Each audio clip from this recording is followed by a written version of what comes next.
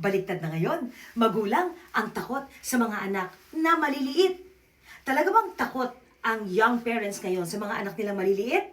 Baka naman ayaw niyo lang umiyak, ayaw niyong mahirapan, pag may problema, andyan na kayo. Teka muna, parenting is not about pleasing our children.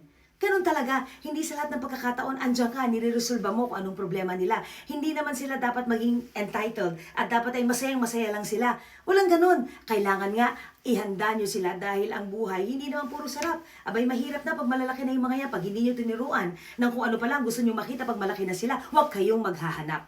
Kailangan gabay kayo.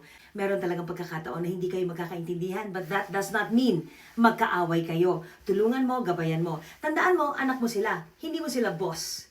Kaya importante na maliit pa lang, tuturuan mo ng respeto, huwag kang papayag na sasagutin ka ng pabalang-balang, huwag kang papayag na hindi marunong magpo, opo, huwag kang magtataka pag teenager na, sasabihin mo, tamad naman ito, walang natutunan. Ano ba, tinuro mo ng maliit? Kaya hindi tayo maghahanap ng hindi natin tinuro, ha? Think about that.